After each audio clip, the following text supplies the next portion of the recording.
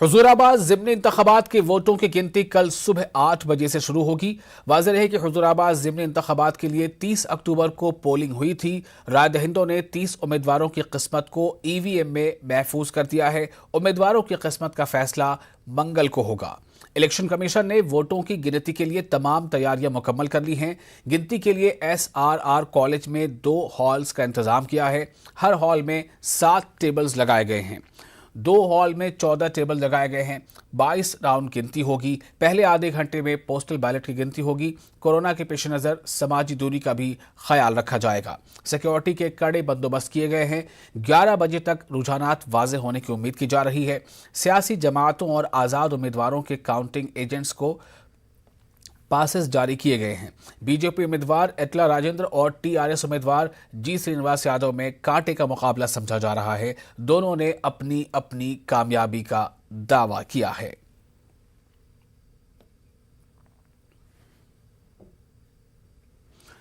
National Urdu university में यौम मौलाना आज़ाद तकारीब 2021 3 ता 11 नवंबर मुनक्किद की जाएंगी। 3 नवंबर को 10 बजे दिन बानू मॉडल स्कूल फलकनुमा में इफ्तिताही तकरीब होगी। डॉक्टर कफील अहमद कोऑर्डिनेटर होंगे। Vice chancellor professor Syed Ainul Hasan सदारत करेंगे।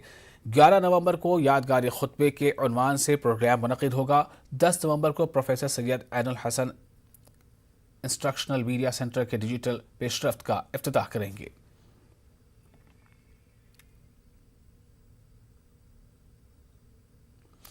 और अब बात पेट्रोल डीजल की बढ़ती कीमतों की। मुल्क में पेट्रोल डीजल की कीमतें आए दिन नया रिकॉर्ड बना रही हैं। आज फी लीटर पेट्रोल और डीजल की कीमतों में फिर 35 पैसों का इजाफा हुआ है।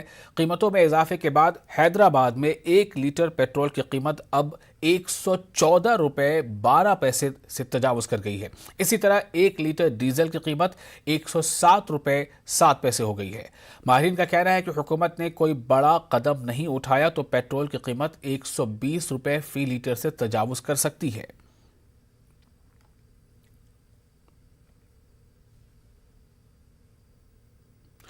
हैदराबाद में बढ़ती महंगाई को लेकर आम लोगों ने तशवीश का इजहार किया है। उनका कहना है कि महंगाई ने इनका बजट बिगाड़ दिया है। ये बहुत दिक्कत है, मतलब इतना प्राइस बढ़ाना, मतलब सरकारी लोग ने थोड़ा सोचना पड़ेगा मिडिल क्लास वालों के लिए। और हर एक चीज़ बढ़ रहा है, लेकिन सोचना पड़ेगा कि अगर कांग्रेस का गवर्नमेंट है तो इतना तो नहीं है उसी टाइम पे। अगर अभी है तो पूरा बढ़ गया, और कुकिंग ऑयल बढ़ गया और पेट्रोल बढ़ गया। मिडिल क्लास लोग मतलब जीना मुश्किल हो गया। बहुत बढ़ रहा, मगर गवर्नमेंट कैसा ऐसा बढ़ रहा है क्या है कि नहीं मालूम। मगर जनों से कैसा खींचना बोल के बढ़ रहा, मगर जनों को कैसा पैसा आने का नहीं सोच रहा। वो गवर्नमेंट बहुत 100% सोचना, जनों को पैसा कैसा कमाना, उनका कैसा इनकम आना, वो बाद में इनकम आने के बाद बढ़ाना वो। और रियासत के मुख्तलिफ महकमों में खाली आसामियों की भर्ती का मुतालबा करते हुए यूथ कांग्रेस पार्टी की क़यादत में प्रगति भवन के रूबरू एहतजाज किया गया। एहतजाजी कांग्रेस कारकुनों ने कहा कि पिछले 7 सालों से KCR हुकूमत आवाम को धोखा देती आ रही है। बेरोजगारी की वजह से कई नौजवान खुदकुशी करने पर मजबूर हो गए हैं।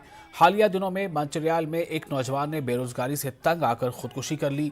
यूथ कांग्रेस पार्टी के सदर शिवसेना रेड्डी ने कहा है कि नौजवानों की खुदकुशियों के लिए KCR जिम्मेदार है। एहतजाजी कांग्रेस पार्टी के कारकुनों ने KCR हुकूमत के खिलाफ नारेबाजी की।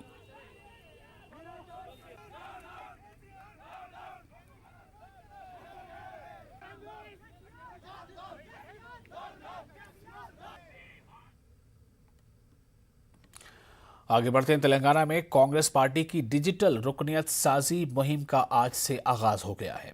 गांधी भवन में मुनक्किद रुकनियत साजी मुहिम की तकरीब में तेलंगाना कांग्रेस पार्टी के इंचार्ज मनिकम टेगोर के अलावा PCC चीफ रेवंत रेड्डी व दीगर भी मौजूद थे। रेवंत रेड्डी ने कहा कि कांग्रेस पार्टी की रुकनियत हासिल करने वाले हर मेंबर को 2 लाख रुपए का इंश्योरेंस दिया जाएगा। 9 नवंबर से कांग्रेस पार्टी के कारकुनों को ट्रेनिंग दी जाएगी। 14 नवंबर ता 21 नवंबर जन जागरण प्रोग्राम मुनक्किद होगा। दिसंबर की 9 तारीख को जलसे आम मुनक्किद होगा, जिसमें राहुल गांधी शिरकत करने वाले हैं।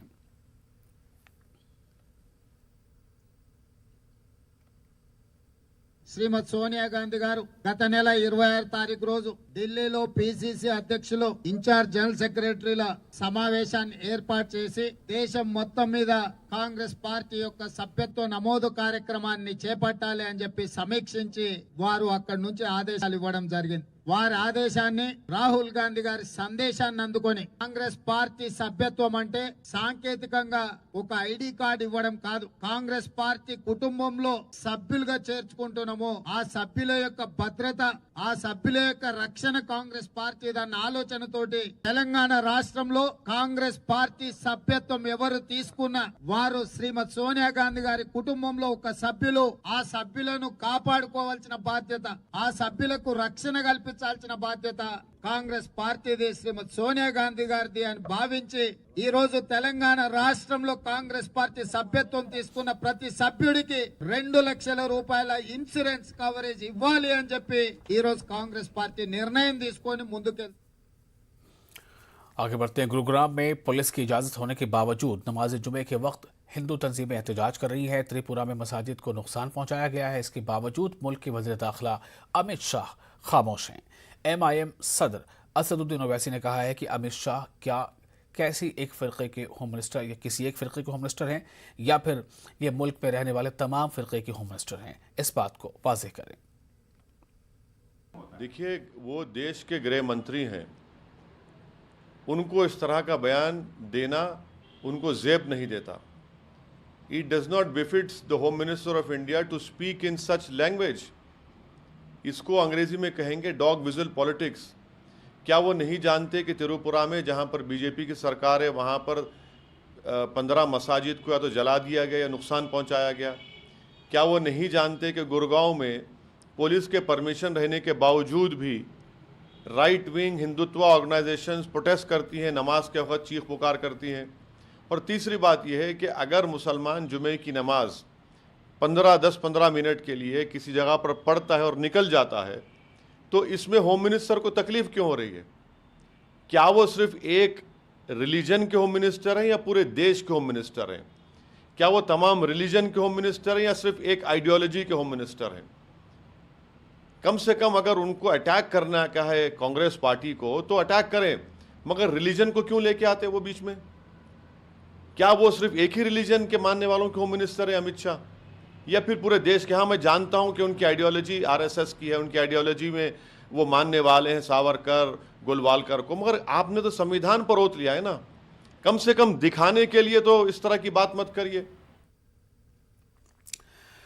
और अब खबर कोरोना की। तेलंगाना में कोरोना वायरस के 121 नए केसेस दर्ज हुए हैं। पिछले 24 घंटों के दौरान रियासत भर में 25,000 से ज्यादा अफराद का कोरोना टेस्ट किया गया, जिसमें से 121 अफराद कोरोना से मुतासर पाए गए। महकमा सेहत की रिपोर्ट के मुताबिक कल रियासत भर में कोरोना से सिर्फ एक मरीज की मौत हो चुकी है। ग्रेटर हैदराबाद के हदूद में सबसे ज्यादा 55 नए केसेस दर्ज हुए हैं। जिला रंगारेड्डी में 10 नए केसेस दर्ज हुए हैं। रियासत के 8 अजला में कोरोना का एक भी केस दर्ज नहीं हुआ।